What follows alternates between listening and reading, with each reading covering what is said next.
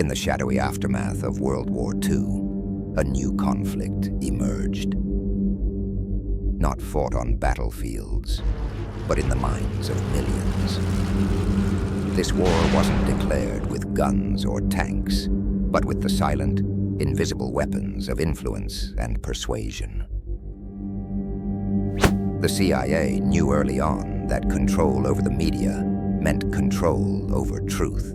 They understood that narratives could be twisted, perceptions altered, and secrets buried, all under the guise of information. Enter Operation Mockingbird, a covert symphony of deception orchestrated to shape what the world believed. An operation so secretive that, even today, its true extent remains hidden. Imagine a world where journalists you trusted were agents of manipulation, their words carefully chosen to protect the powerful and deceive the masses. That world was no fiction.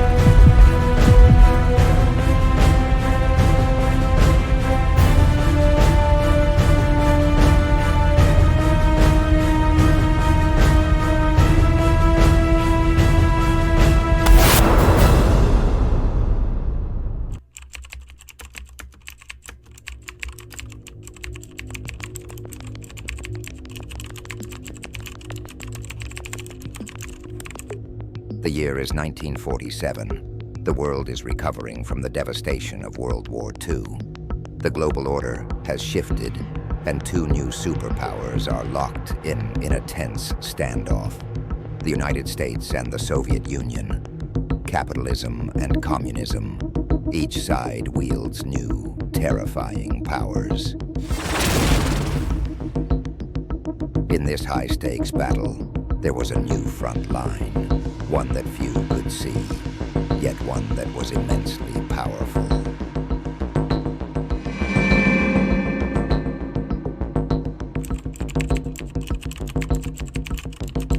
On July the 26th, 1947, President Harry Truman signed the National Security Act, and with the stroke of a pen, he created an organization that would become a symbol of American power and secrecy, the Central Intelligence Agency.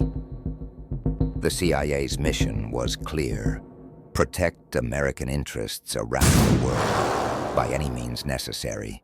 But in the minds of the CIA's founders, protection would mean more than just gathering intelligence. It would mean controlling the narrative itself. Among these early CIA architects was a man named Frank Wisner. Wisner believed that the Soviet Union wasn't just a military threat, but an ideological one. The world's people needed to see the truth about communism, and it was the CIA's duty to show them. In Wisner's mind, this battle wasn't fought with guns and bombs, but with headlines and broadcasts.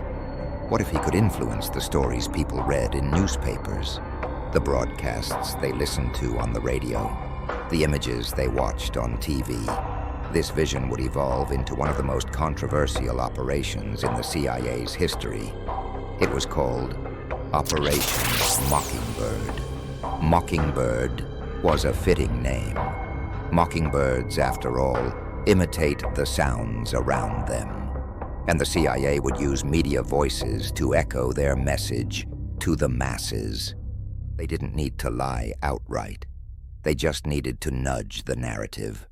Subtle shifts in emphasis, key omissions, and the selective amplification of certain viewpoints could shape public opinion, without most people ever realizing it. For the CIA, this influence over media would become a powerful tool, one that would play a role in major international events. From foreign coups to public scandals, Operation Mockingbird would be at the center of it all.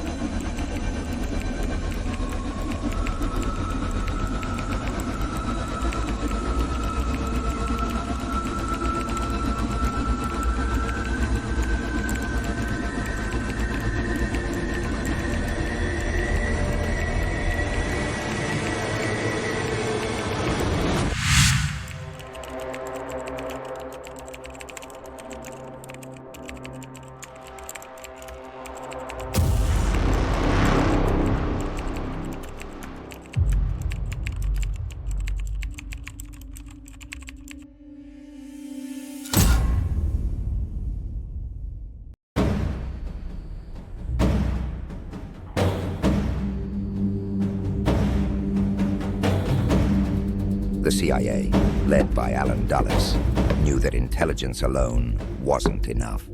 They needed power to reach into the minds of the American people. And so, Operation Mockingbird began. Frank Wisner, one of Dulles's right-hand men, called it the Mighty Wurlitzer, a media machine with one purpose: influence.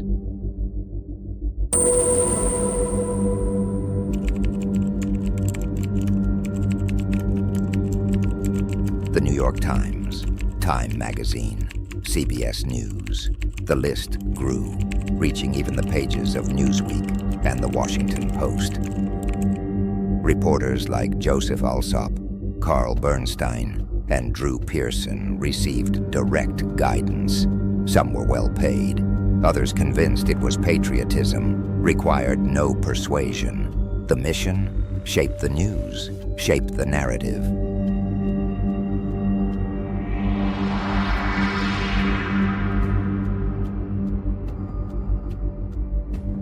This was no small operation. The CIA planted stories and influenced editorials, controlling the angle of each piece, whether it was domestic politics, the Soviet threat, or foreign wars. Even respected broadcasters like Edward Murrow had ties, while Time Magazine's founder, Henry Luce, opened doors for the agency.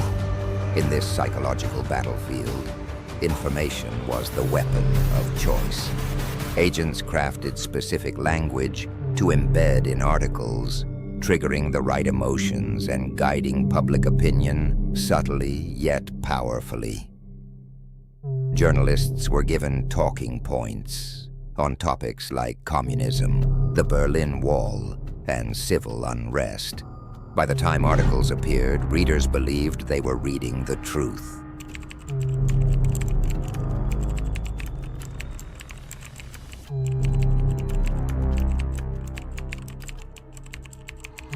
By the mid-50s, the CIA's influence reached at least 400 journalists.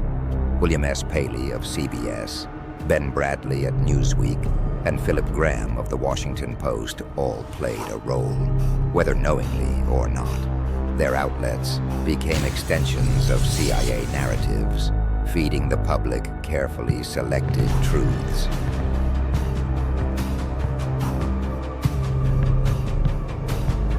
It wasn't enough to recruit random reporters. The CIA needed influence among editors, respected columnists, and media owners. One man they targeted early on was Philip Graham, publisher of The Washington Post. He didn't just cooperate, he helped build the network, securing access across major publications.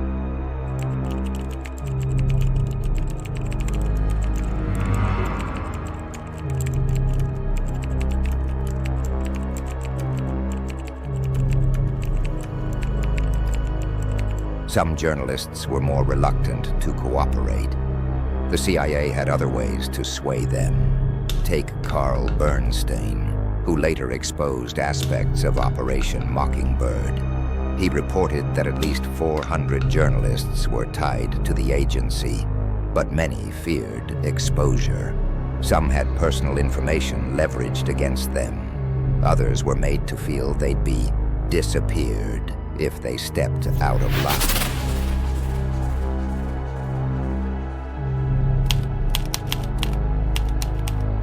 Sometimes the CIA didn't recruit a journalist outright. Instead, they placed agents as advisors within editorial boards. Time Magazine was a key target, as founder Henry Luce was sympathetic to the agency's anti-communist objectives.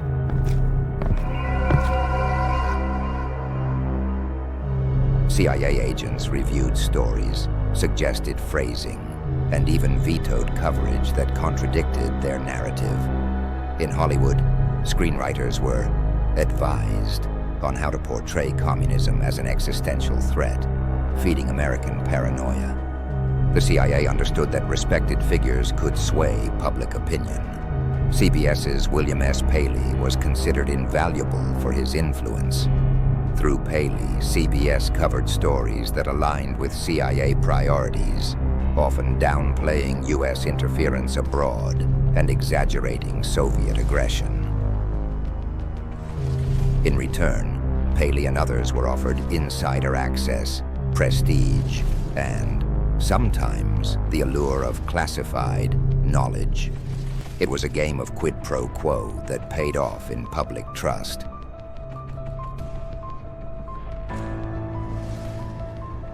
The CIA placed agents in European media, especially in Paris, where foreign correspondents gathered.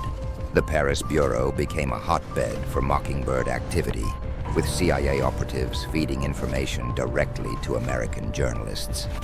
One journalist, James Reston of the New York Times, had close contacts with CIA sources. Reston's reporting on the Cold War subtly aligned with CIA narratives, painting a one-sided picture of Soviet threats while minimizing American interventionist motives.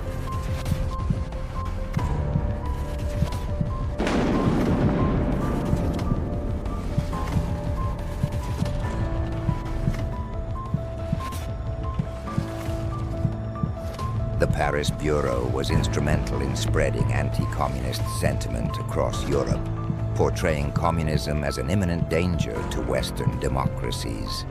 Working closely with journalists from the New York Times and Time magazine, CIA operatives in Paris helped shape stories that emphasized the supposed threats posed by the Communist Party in France and Italy. Articles highlighted organized labor protests as communist plots and framed any socialist policies as steps toward Soviet influence. During the Berlin crisis, the Paris Bureau worked to sway global perceptions of the conflict, making it clear that the Soviets were the aggressors while portraying the United States as a protective force. Reporters based in Paris were fed insider information, often provided by CIA agents, about Soviet motives and tactics. These stories emphasized the heroism of the Western allies, creating a narrative that justified U.S. intervention. As a result, readers across Europe and America felt a stronger sense of urgency about containing Soviet influence.